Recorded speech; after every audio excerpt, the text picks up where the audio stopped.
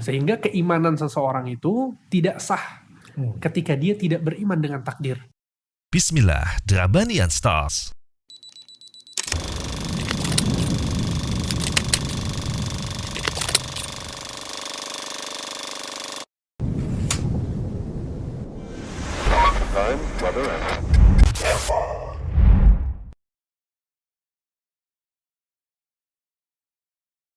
Bismillah. Assalamualaikum warahmatullahi wabarakatuh. Alhamdulillah wassalatu wassalamu ala rasulillah wa ala alihi wa sahbihi ajmain amma ba'd. Brother and sister, alhamdulillah senang sekali bisa kembali berjumpa dengan antum semua di dalam program obrolan ringan penuh faedah menarik yang asyik bersama guru kita dalam program Drabanian Stars. Masya Allah, dan alhamdulillah masih bersama rekan saya Kang Reda. Sehat Kang? Alhamdulillah, Kang Reda sehat. Alhamdulillah. Dan sudah hadir bersama kita guru-guru kita. Masya Allah. Al-Ustadz Muhammad Khalid Syakir Al-Syafiqullah. Dan juga Al-Ustadz Hamdi Al-Bakri Al-Syafidullah. Sehat ya? Alhamdulillah. Alhamdulillah LC kalau Masya Allah. 2 kali. Siap Ustadz, LC kuadrat insya Allah. Masya Allah, senang sekali Ustadz bisa berkali berjumpa. Dan aduh Masya Allah ya, ini ngangenin banget ya. Kita ngobrol santai, tapi yang dibahas faedah banget. Kemarin kita udah ngebahas tentang kesyirikan, ngebahas tentang dukun. Sekarang kita masih tentang akidah nih kayaknya. Betul sekali, terkait bagaimana mengimani kejadian yang terjadi dengan iman itu takdirnya. Takdir ini rukun iman yang ke-6 ya. Betul, betul. Masya Jadi kan sebagian kita tuh mungkin ada yang nggak percaya takdir. Betul. Ada yang mungkin terlalu quote yang selama ini kita sering ungkapkan. Hidup tuh mengalir aja. Masya Allah. Let it flow.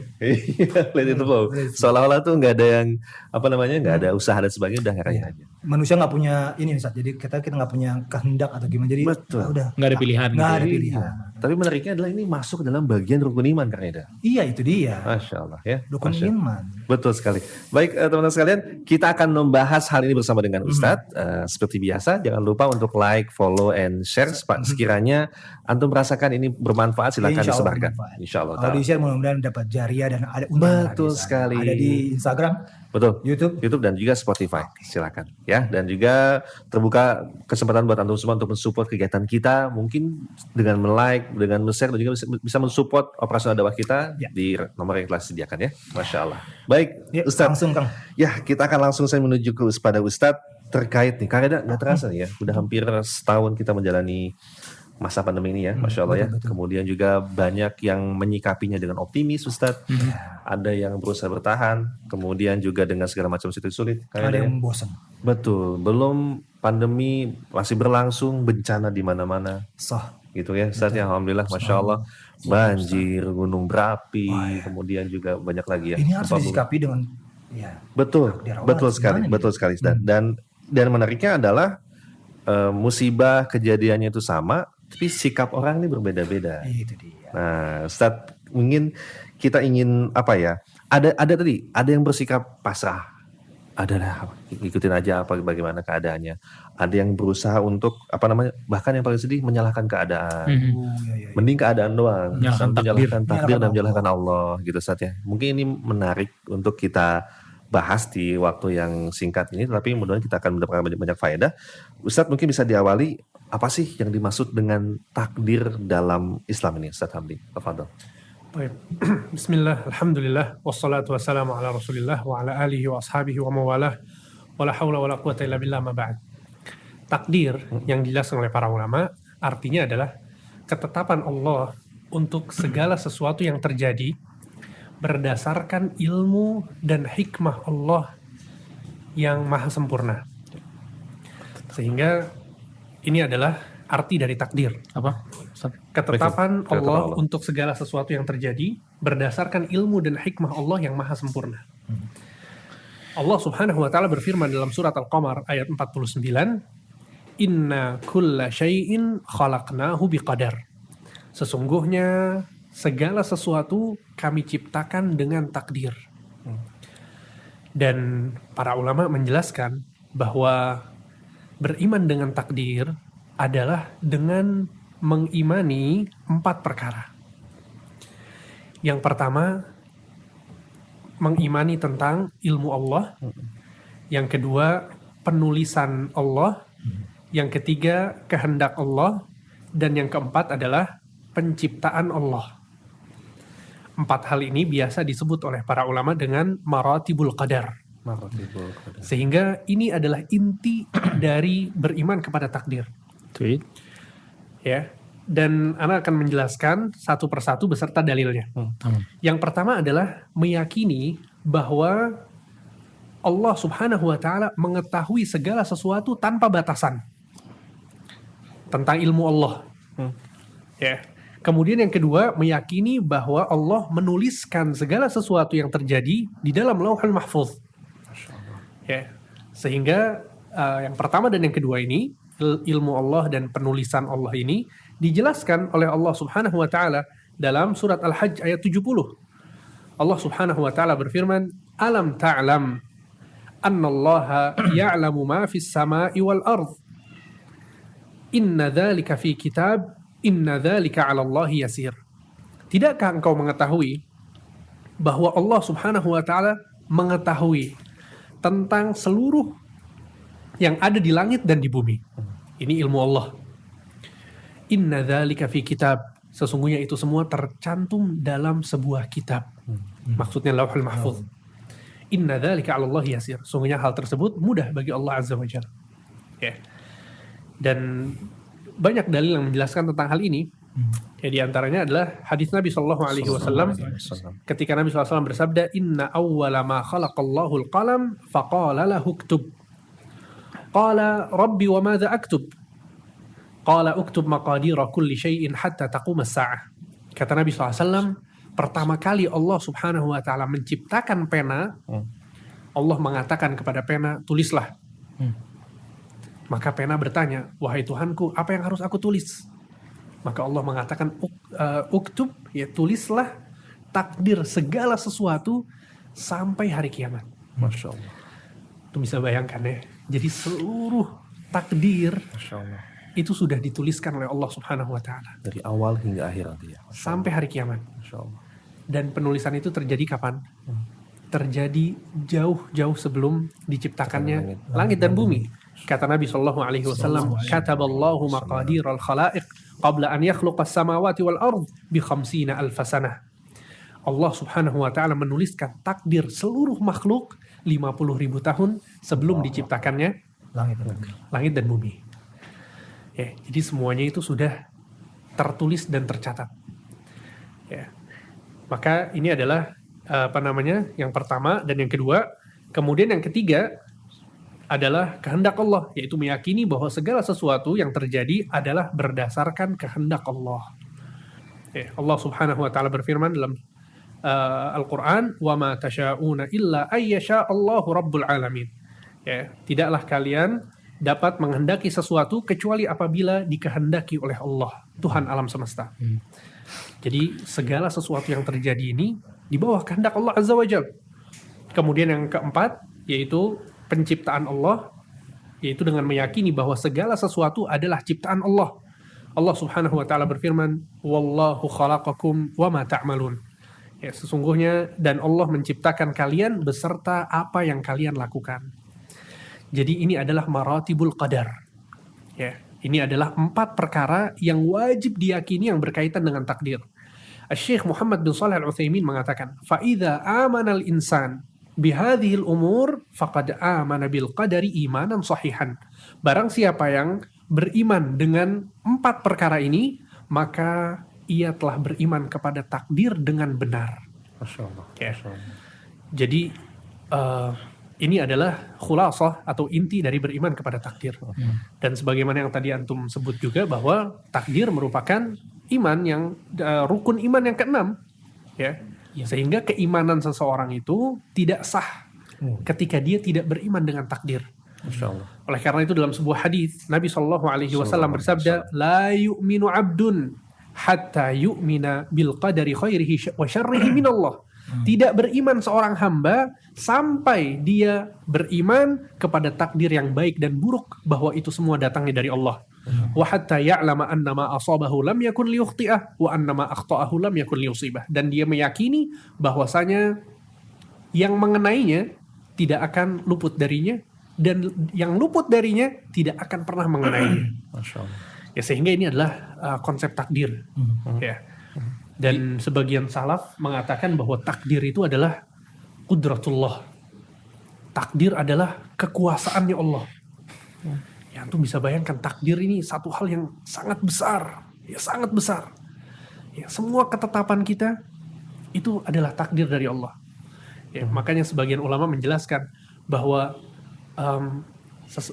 seorang raja atau yang memiliki kekuasaan gitu ya, bisa saja memaksa seseorang untuk melakukan sesuatu, akan tapi dalam keadaan orang yang melakukan sesuatu tersebut dalam keadaan terpaksa. Tapi Allah Azza wa Jalla bisa mentakdirkan kita untuk melakukan sesuatu dalam keadaan kita ridho untuk melakukannya. Masya Allah. Paham ya? Jadi bayangkan betapa takdir adalah kekuasaan Allah yang sangat besar. Ya. Dan Ibnu Abbas pernah mengatakan al-iman bil qada'i wal qadar nizamut tauhid. Ya, beriman kepada takdir adalah nizamut tauhid. Itu neracanya tauhid. Ya, maksudnya adalah tauhid seseorang itu bisa dinilai dari imannya kepada takdir. Ketika dia beriman dengan benar terhadap takdir, itu adalah indikasi bahwa tauhidnya benar. Ya, sebaliknya, kalau dia suka mengeluh dengan takdir, ya, atau tidak ridho dengan apa yang ditetapkan oleh Allah Subhanahu wa taala, itu bertanda bahwa tauhidnya ada kekurangan. Masya Allah. Allahu Akbar. Makanya Ibnu Umar waktu dikabarin ada orang nggak percaya takdir, beliau perkataannya cukup keras sih. Pada saat beliau mengatakan, kabarkan kepada orang itu sesungguhnya Abdullah bin Umar dan para sahabat Nabi berlepas darinya. Pada saat dilaporan ada orang nggak mau percaya takdir, nggak mau percaya 4 hal tadi. Masya Allah. Masya Bilang, Allah. dia bukan bagian dari kami bukan bagian dari mereka. Masya Allah. Masya Allah. Ustaz, menyikapi ini Ustaz. Tadi kan bila tidak percaya dengan takdir atau bagaimana menyikapi takdir. Banyak kan teman-teman kita yang hijrah itu kan. Ujian tersendiri Ustaz. Misalkan tiba-tiba dia sudah hijrah. Dia berharap akan digantikan yang lebih baik. Tapi qadarullah masyafa drop tuh. Ekonominya drop sedrop-dropnya. Sampai mungkin sudah mau menyalahkan Allah, tapi gimana ya, khawatir tauhid juga jadi tidak beres. Bagaimana menyikapi ini? Kadang kan orang-orang hijrah itu, apakah jangan-jangan hijrah saya salah nih, atau jangan-jangan ini bukan yang terbaik nih. Cara mengimani yang benar bagaimana seperti apa ya? mengimani takdir terutama yang buruk seperti ini, ujian besar seperti ini. Barakallahu fikum. Memang takdir itu kita mesti beriman yang baik ataupun yang buruk. Memang mengimani takdir yang baik enak ya, kan baik, nggak susah-susah banget. Kita bersyukur kepada Allah Subhanahu Wa Taala diberikan takdir yang manis gitu ya.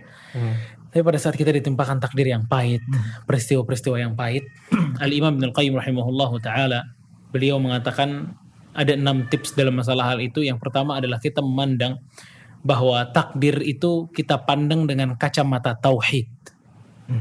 Dengan kacamata tauhid, bahwa yang menentukan hal tersebut, yang menentukan dan menciptakan peristiwa tersebut adalah Allah Jalla wa'ala. Kita mesti yakin itu, dan kita mesti kenal Allah Subhanahu wa taala itu Maha Rahmat dan lain sebagainya. Dan kata Ibnu Qayyim rahimahullah, tips yang kedua adalah kita melihat takdir itu dengan kacamata keadilan. Kacamata keadilan. Allah Subhanahu wa taala itu dalam menentukan sesuatu itu adil. Ya, makanya kaidah di antara para ulama, innallaha yudhillu bi'adlihi wa yarhamu wa yahdi bi rahmatih. Allah Subhanahu wa taala jika menyesatkan orang itu dengan keadilannya, dan Allah Subhanahu wa taala jika memberikan hidayah maka itu dengan rahmatnya. Jadi orang yang disesatkan oleh Allah itu emang pantas disesatkan dengan keadilan. Allah nggak pernah zalim sama hambanya. Jadi pada saat ada peristiwa-peristiwa yang pahit ya kita alami, maka itu adalah keadilan Allah Subhanahu wa taala kepada kita. Kacamata yang ketiga kata Ibnu Qayyim rahimahullah adalah kacamata kasih sayang. Kita dalam melihat tauhid, melihat takdir yang buruk, mesti ada namanya kacamata kasih sayang, kacamata rahmat. Bahwa apa yang ditimpakan Allah dari peristiwa yang pahit itu adalah bagian dari rahmatnya Allah. Gimana maksudnya? Misal Allah Subhanahu wa taala itu, kita melakukan sebuah dosa misalnya, dan Allah Subhanahu wa taala itu ingin memberikan kepada kita sebuah hukuman, kita dijatuhin batu sebesar ini misalnya. Tapi dengan rahmatnya Allah Subhanahu wa taala, Allah hanya memberikan kita pilek aja udah. Allahu Akbar. Takdir itu tuh disikapi dengan kacamata rahmat. Jadi takdir yang Allah berikan kepada kita itu diliputi dengan rahmatnya Allah Subhanahu wa taala. Masya Allah. Dan yang keempat, kita melihat takdir Allah itu dengan kacamata hikmah. Dengan kacamata hikmah. Dan ente mustahil. Allah Jalla wa'ala maha sempurna menciptakan manusia, menciptakan takdir, kemudian menciptakan sesuatu tanpa ada hikmahnya. Setiap manusia aja menciptakan sesuatu atau membuat sesuatu pasti ada tujuannya, ada hikmahnya, ada maksudnya. Lalu bagaimana dengan Allah Subhanahu wa taala? Pasti di situ ada hikmahnya yang kita ketahui ataupun yang tidak kita ketahui. Dan juga Allah nggak mungkin ya memberikan cobaan untuk membinasakan hambanya. Allahu Akbar. Masya Allah. Mustahil. Pasti ada hikmah di balik Ada itu. hikmah di balik itu, sahih. Walaupun itu musibah, ya kan? Masya Allah. Dan kacamata yang kelima adalah kacamata pujian, bahwa apapun yang Anda dapatkan, puji Allah Subhanahu wa taala. Puji Allah Subhanahu wa taala, ya. Dan yang keenam kata Imam Ibnu Qayyim rahimahullah adalah kacamata ubudiyah, penghambaan, peribadatan. Karena mau gimana juga, kamu ini adalah hambanya Allah Subhanahu wa taala. Masya Allah. Sekarang gini, barakallahu fikum. Orang ini ditimpa peristiwa pahit gitu ya. Ente mesti lihat takdir itu dengan kacamata peribadatan. Kamu hamba. Allah yang pencipta, Allah yang ciptain takdir Anda, Allah yang ngatur Anda. Allah yang kasih rezeki Anda, Allah yang punya surga, Allah yang punya neraka. Ya. Daripada Anda ngedumel gara-gara peristiwa pahit ini, lebih indah pada saat kita terima bahwa kita hamba dan diatur oleh Allah. Kita hamba. Ya, jadi hamba jangan belagu makanya. Begitu takdir dapat, udah lapang dada adalah pilihan yang paling utama. Ya, makanya 6 poin ini dikatakan oleh Al-Imam Ibnu Qayyim rahimahullah pada saat seseorang itu ditimpa sebuah takdir yang gak enak, syar, yang buruk. Dan ingat satu perkataan salaf Syurah Al-Qadhi rahimahullah. Beliau bilang ini perkataan indah banget. Kadang bisa meringankan musibah yang kita alami. Kata beliau, saya kalau ketimpa musibah, saya masih bisa bersyukur kepada Allah karena 4 hal. Masya Allah.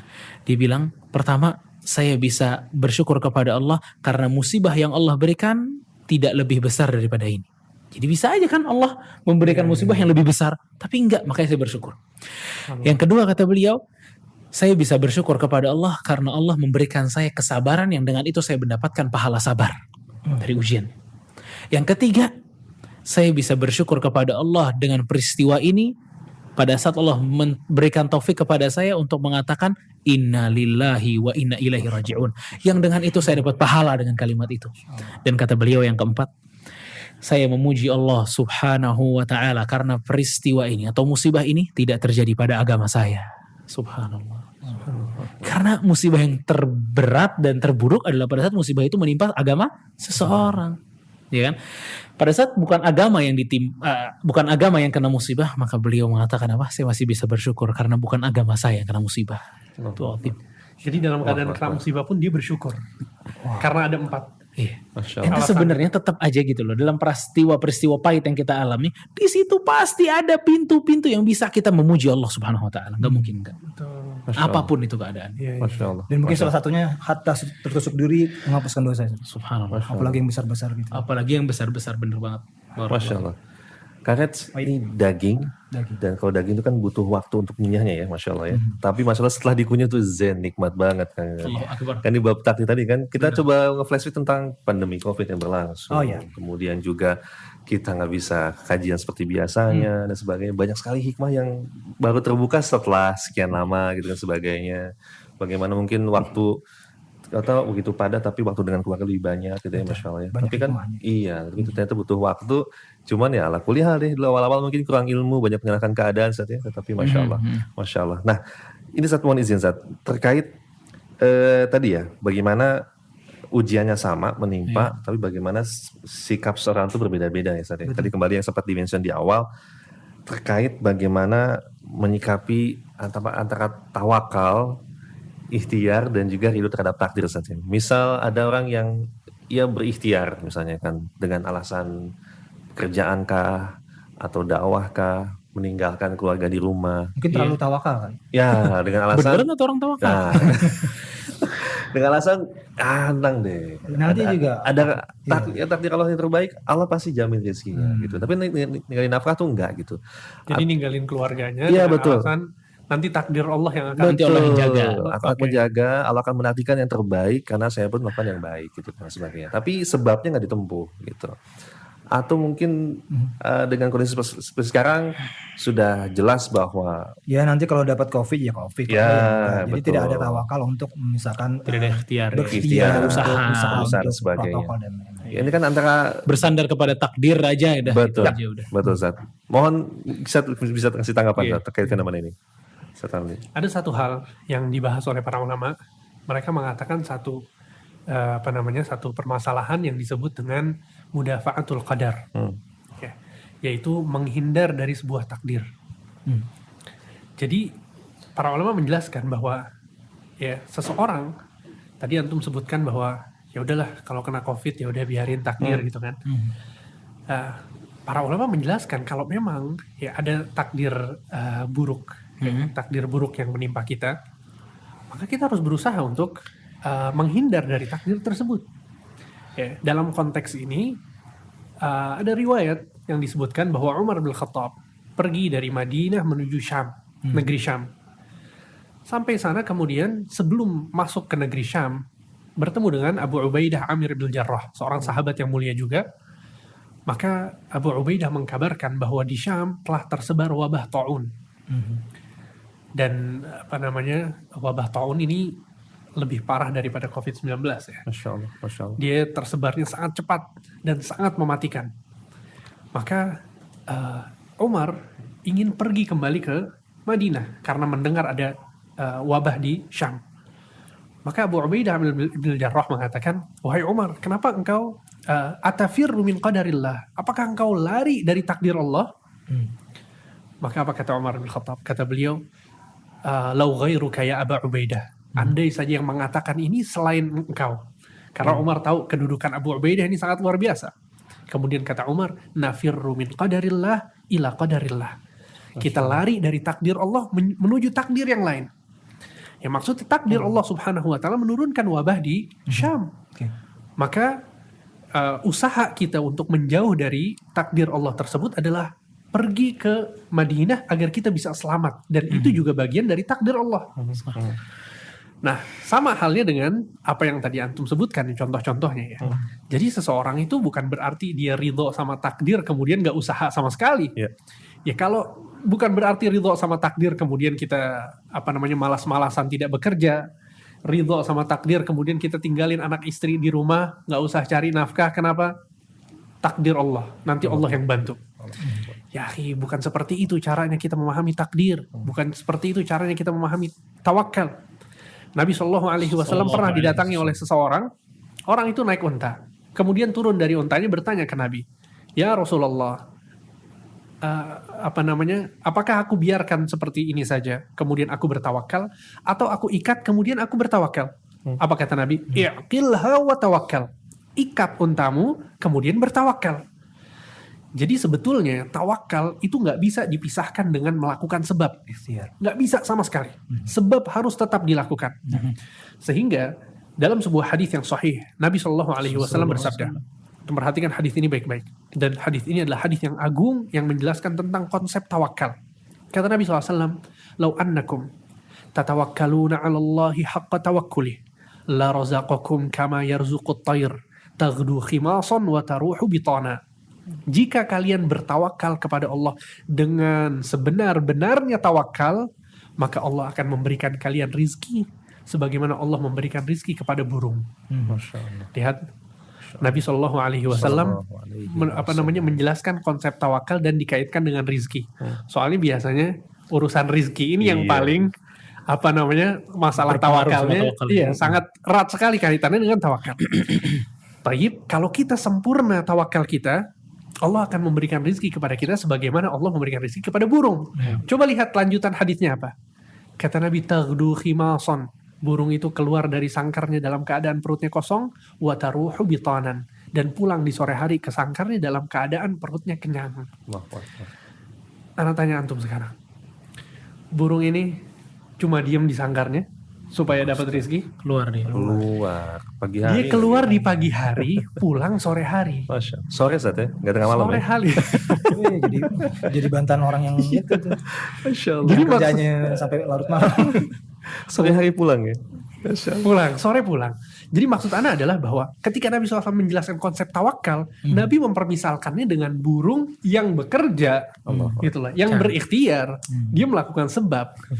Ya sehingga nggak mungkin dipisahkan antara ridho dengan takdir, kemudian tawakal kepada Allah dengan berikhtiar. Itu nggak bisa pisahkan. Bahkan Nabi Muhammad SAW juga mengatakan tadawau ibadallah. Ya, berobatlah kalian, wahai hamba-hamba Allah. Ya, maksudnya kalau orang sakit, jadi perintahkan untuk berobat. Iya, Allah. Seperti itu. Makanya Masya Allah. maksudnya orang-orang yang sakit atau ya apapun lah musibah, terutama pandemi gini ya, ada mungkin yang kena COVID atau yang lainnya ya. Musibah yang kalian dapatkan ini nggak mesti adalah kebencian Allah Subhanahu wa taala kepada orang Iya, tersebut. betul. Bahkan justru sebaliknya bisa menjadi tanda cinta Allah Subhanahu wa taala. Dalam sebuah hadis ya, Rasul kita alaihi salatu wassalam tuh mengatakan pada saat ditanya siapa orang yang paling besar balanya atau paling berat lah ujiannya. Nabi SAW mengatakan al-anbiya, para nabi justru. Ya, thummal amthala fal amthal. Kemudian yang semisalnya, kemudian yang semisalnya. Yubtala ar-rajulu ala husni dini. Dan seseorang itu akan diuji tergantung dengan kadar kebaikan agamanya. Dan di akhir hadisnya Rasulullah SAW juga mengatakan wa ma yabrahul bala'u bil abdi hatta yatrukahu yamshi 'alal ardi ma 'alaihi khati'ah. Ini kabar gembira untuk yang sakit dan sabar. Mesti sabar. Ya, kata Rasulullah SAW, senantiasa Allah suka memberikan penyakit, ujian-ujian kepada seseorang sampai-sampai orang tersebut jalan di bumi tanpa ada dosa satupun di dalam tubuhnya. Masya Allah. Habis tuh gara-gara suka dikasih sakit sama Allah, habis. Makanya para salaf ini paling paham tentang kaidah ini gitu loh. Ya, sakit ini bisa bikin mereka tuh habis dosanya, bahkan diangkat derajatnya. Makanya para salaf itu kadang mengatakan bala, ujian itu adalah nikmat dari Allah. Karena mereka bisa naik, karena mereka bisa habis dosanya gara-gara itu. Bahkan dalam satu riwayat Tirmidzi dari Jabir bin Abdullah radhiyallahu anhu, Rasulullah sallallahu alaihi wasallam mengatakan, "Yawaddu ahlul afiyati yawmal qiyamah hina yu'ta ahlul bala'i thawab. Law anna juludahum kanat quridat fid dunya bil maqarid." Kata Rasulullah SAW, nanti di hari kiamat orang-orang yang di dunia ini suka dikasih kesehatan, jadi sehat aja orangnya, jarang dikasih sakit. Di hari kiamat dia bakal ngiri, sama orang-orang yang di dunianya sakit-sakitan. Pada saat Allah memberikan pahala yang banyak buat yang sakit-sakitan di dunia, sampai mereka berharap bahwa tubuhnya atau kulit itu terkelupas gitu di dunia. Kenapa nggak dapat penyakit di dunia? Kenapa saya sehat terus di dunia? Bayangin. Saking banyaknya pahala yang didapatkan orang yang sakit dan dia sabar. Makanya kadang penyakit itu bisa membawa seseorang itu kepada surganya Allah Jalla wa'ala, yang nggak bisa jalan itu ditempuh sama orang yang sehat. Tapi di dunia ini kita nggak boleh minta sakit di sana. Masya Allah. Dan juga satu hal mungkin catatan yang ini Anda sampaikan ya, bahwa jangan dibayangkan ya, bahwa orang yang beriman kepada takdir kemudian dapat musibah itu dia nggak enak hidupnya. Sebaliknya, orang yang beriman kepada takdir dia akan mendapatkan kebahagiaan, kesenangan, petunjuk dari Allah. Itu dia bakal tenang. Lapang bakal hati tenang. ya, Masya Allah ya. Allah Subhanahu wa taala berfirman dalam surat At-Taghabun ayat 11. Kata Allah, "Wa man yu'min billah yahdi qalbah." Barang siapa yang beriman kepada Allah, hatinya akan diberikan petunjuk. Kata Ibnu Abbas, maksud beriman kepada Allah di sini adalah beriman kepada takdir Allah. Masya Allah. Secara spesifik takdir Allah. Barang siapa yang beriman kepada takdir Allah, hatinya akan diberikan petunjuk. Masya Allah. Ya, jadi berbeda musibah yang turun sama orang yang beriman kepada takdir, sama musibah yang turun kepada orang yang takdirnya lemah, iman kepada takdir lemah, itu berbeda. Itu bala di atas bala. Udah dapat bala, imannya lemah, bala lagi. Allahu Akbar. Berat lagi. Masya Allah. Masya Allah.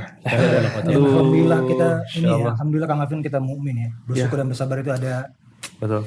Betul. Dan Masya Allah, sebuah nasihat yang menjadi oase di tengah ujian yang sedang menerpa. Jadi buat teman-teman yang di rumah sana, di rumah yang sedang berjuang menghadapi keadaan. Bersabar. Iya, keluarga sakit, timpa sakit, kondisi ekonomi sebagainya. Inilah takdir Allah yang terbaik ya, Masya Allah.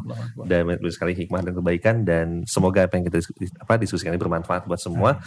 Dan semoga ya Allah selalu kumpulkan kita semua di atas kebaikan ya, Kak. Dan mudah-mudahan kita berkumpul kembali di surga. Dan ini takdir Allah Allah kita bahas materi ini, Allah. ya kan? Boleh jadi obat buat semua, masya Allah. Masya Semoga Allah. Allah juga sebagaimana mentakdirkan kita untuk berkumpul di sini, Allah mentakdirkan kepada kita semua untuk berkumpul di surga. Amin, Allah. ya Allah. Amin ya Rabbi. Masya Allah. Amin ya Rabbal Alamin.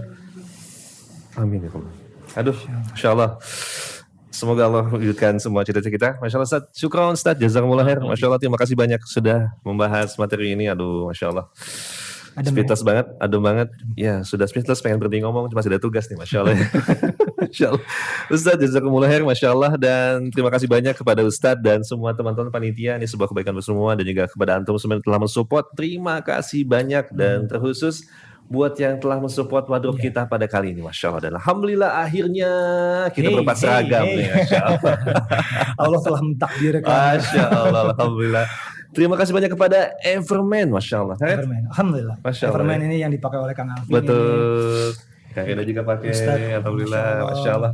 Ya, masya Allah. Ini bahannya nyaman banget, Ya, elegan, cuttingnya juga pas, masya Allah ya, masya Allah. ada Kemko, ada kurta. Kemko yang Ustaz pakai? Ini Kurta ya, masya Allah, masya Allah, masya kurta, Allah. ada jubah juga.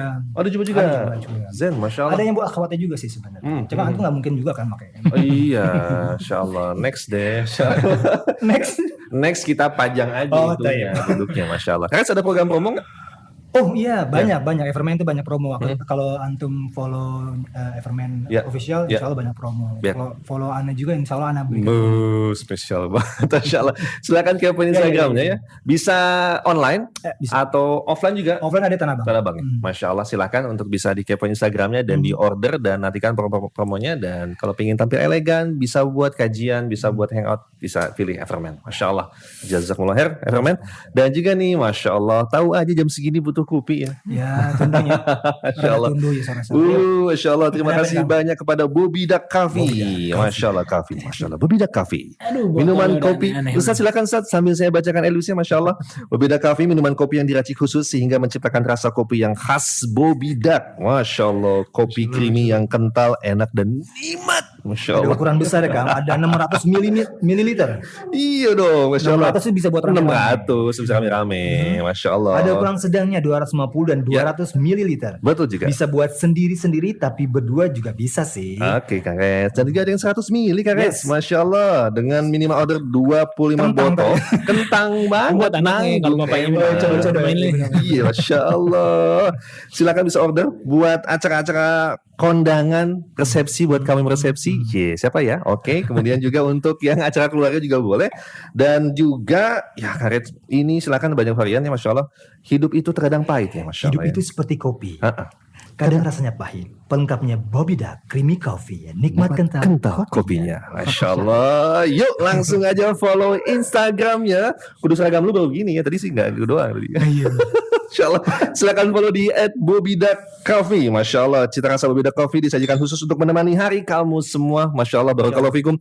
Terima kasih banyak masa produknya. Semoga mudahkan semua usaha kamu semua. Masya Allah. Dan nantikan episode berikutnya. Dan tetap stay tune di Instagram, YouTube, dan juga Spotify. Dan silakan like, share, dan juga tebarkan kebaikannya. Dan Anda yang mungkin bisa memberikan apa? Betul. Donasi buat Betul, operasional kita. silakan kepoin aja, tinggal dicek nomornya. Masya Allah. Baik. Terima kasih banyak dan kita akan hari. Wassallallahu ala nabiyyina Muhammadin wa ala alihi wasallam. Wassalamualaikum warahmatullahi wabarakatuh. Waalaikumsalam warahmatullahi wabarakatuh. Allah.